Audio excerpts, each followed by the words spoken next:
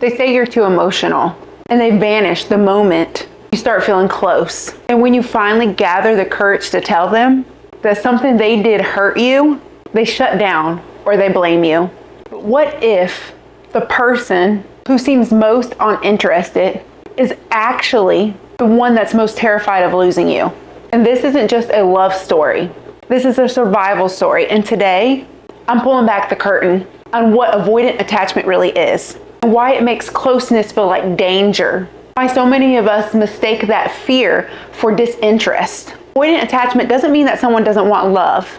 It means they don't trust what love requires. And to understand that, we have to go way back to the very beginning. Attachment styles are not random. They're shaped in our earliest years in the way our caregivers responded or the ways that they did not respond to our emotional needs. So if a child cries and a parent comforts them, the child then learns that my feelings are safe and I can rely on others. But if a child's feelings are dismissed, or if they're criticized, or if they're met with withdrawal, then the child learns a much harsher lesson. What that child learns is that my needs are too much, that vulnerability leads to rejection, that if I show emotion, then I lose connection. So what does that child do to survive? They learn to adapt, and they stop showing need, and they turn the volume down on emotion, and eventually they stop reaching for comfort altogether. And what do adults often call that? They call that independence. But that's not independence. What that is a defense mechanism. And the child thinks that if I'm quiet enough, if I'm good enough, if I'm not too much, then maybe I'll stay safe, and maybe I won't be left. And by adulthood, this shows up as, I just need space. I'm not good about talking about feelings. I don't like drama. But underneath, if you get too close, you'll see the parts of me that I've spent years hiding. Avoidants often build lives around radical self-reliance. They desperately want connection, but the closer you get, the louder that the old fear becomes. They brace for abandonment, even when there's no threat of abandonment. And they create distance before distance can be done to them. And it's a lonely place to live. So let's break down what happens in real time when you get close to someone who's an avoidant. So what happens is something like step 1, which is a moment of closeness, where you share something vulnerable like, I miss you. And to you, that's connection. But to them, that's like walking on a tightrope. So then what happens is step 2, internal alarm bells ring, and their nervous system spikes. Their heart rate jumps. Their muscles tighten. And all this is happening, but it's not visible. But inside, what's happening is a panic is occurring inside of them.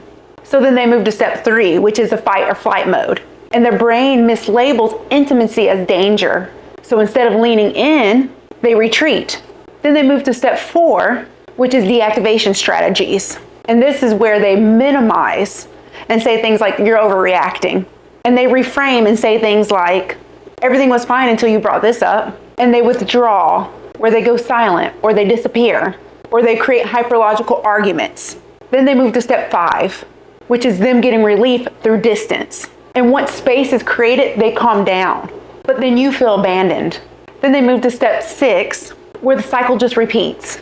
And you reach out and they pull away. Then you back off and they relax. And then you feel rejected. And this cycle is exhausting.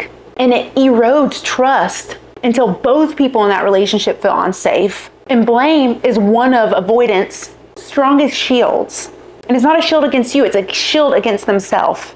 Because avoidants often carry a quiet, heavy shame of I'm unlovable, I'm broken. And if they admit it that their defenses hurt you, then that might confirm their worst fear. So instead, they push the blame outward. And instead of saying, I feel scared to get close, they say something like, you're too intense. And instead of saying something like, I feel like I might be hurt, they say something like, you're starting drama. Instead of saying something like, I don't know how to talk about this, they say something like, you're impossible to please. And what this is projection. And it's not malice, it's survival. But over time, every moment of vulnerability is met with deflection. And every attempt to closeness feels like walking into enemy territory. So being with somebody who is an avoidant can feel like emotional starvation.